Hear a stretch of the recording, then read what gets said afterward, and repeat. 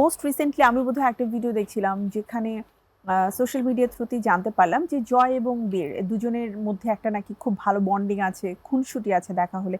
Is it true or only rumour? Social মিডিয়ায় এখন অনেক বেশি কন্টেন্ট হয়, আমিও মাঝে মাঝে দেখি এই কন্টেন্টগুলো। আসলে কিছু জিনিস হচ্ছে জাস্ট মানে ক্রিঞ্জ কন্টেন্ট, যে মানুষের কাছে পৌঁছানোর জন্য। সত্যতা আসলে যারা এটা করে তারাই ভালো বলতে পারবে। কন্টেন্ট মেবি এরকম ছিল যে যে কোনো একটা প্রোগ্রামে তুমি নিজেই বলছো, পরবর্তীতে সেটা আবার কন্টেন্ট ক্রিয়েটাররা কাট করে অ্যাকচুয়ালি হ্যাঁ, বিভিন্ন এটা আসলে জায়গায় মানে বিভিন্নভাবে এডিটিং এর মাধ্যমে অনেক কিছু হয়। এখন যারা কন্টেন্ট ক্রিয়েট করে তারা এখন সুপার লেভেলের একটা এডিট জানে, সেই এডিটের মাধ্যমে হয়তো বা হতে পারে, বাট আমি কখনো দেখিনি এরকম নিউজ।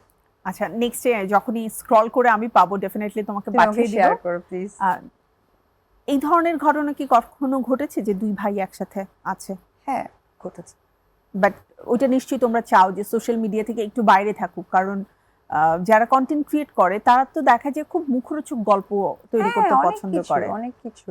এবং আমি যতটুকু দেখি তুমি জয়কেও চেষ্টা করো যতটা সম্ভব সোশ্যাল মিডিয়া অ্যান্ড বিভিন্ন মানে লোকারণ্য জায়গা থেকে একটু দূরে রাখতে। একটু দূরে রাখার চেষ্টা করি। বেটার, মানে ওরা তো মানে অনেক ছোট, জয় এখনো পর্যন্ত মাত্র 8+, রাইট?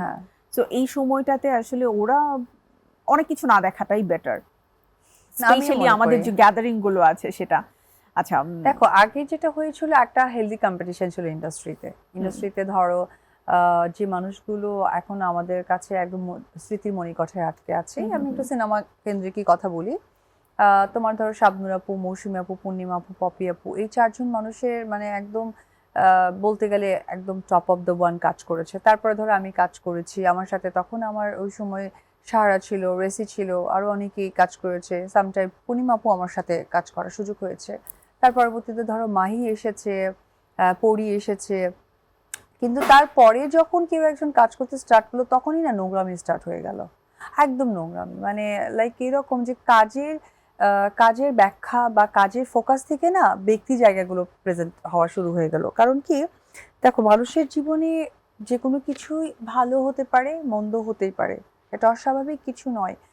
কিন্তু যখন ধরো জিনিসগুলোকে অনেক বেশি মানে নেগেটিভিটি, এই মানে মানে চুলাচুলির একটা ব্যাপার, এটা না খুবই লেম দেখায়। এটা আসলে একজন আর্টিস্ট হিসেবে হওয়া উচিত নয়। দেখো মানুষের মধ্যেই চেঞ্জেস আছে এবং মানুষই ভুল করে, সেটা আমরা চিরসত্য কথা। কিন্তু যখন আমি বুঝতেই পারবো যে আমি একজন সেলিব্রিটি, আমাকে স্ক্রিনে আসতে হয়, তোমাকে ন্যূনতম সত্য কথাটুকু কিন্তু স্ক্রিনে বলতে হয়। কারণ আমরা যত কিছুই করি না কারণ অভিনয় অ্যাক্টিং যতটাই আমরা সাজিয়ে স্ক্রিনে প্রেজেন্ট করি, কিন্তু কিছু এই প্রোগ্রামগুলোর মধ্যে কিন্তু একদম বাস্তব সত্য কথাগুলো কিন্তু শেয়ার করতে হয়। তুমিকে আসলে প্রকাশ করতে হয়।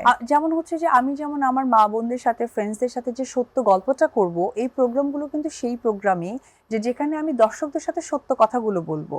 কিন্তু আমি যদি চিবিয়ে ইনিয়ে বিনিয়ে তোমাকে মিথ্যে কথাগুলো বলি, তাতে করে হয় কি জানো, মানে ব্যক্তিত্ব নষ্ট হয়, ইন্ডাস্ট্রি তো একদমই জঘন্য হয়ে যায়। এবং তুমি খেয়াল করে দেখবে যে বিগত বছরগুলোতে না এত নোংরামি ইন্ডাস্ট্রিতে ছিল না, যেটা এখন ইদানিং হয়ে গেছে একটা টোটালি নোংরামি। মানে এখন এমন হয়ে গেছে যে তোমাকে নিয়ে আমি বাজে মন্তব্য থেকে শুরু করে ব্যাড ল্যাঙ্গুয়েজ ইউজ করছি, এবং পুরো ফ্যামিলির লোক শুধু তোমাকে ছোট করে কথা বলতেছে।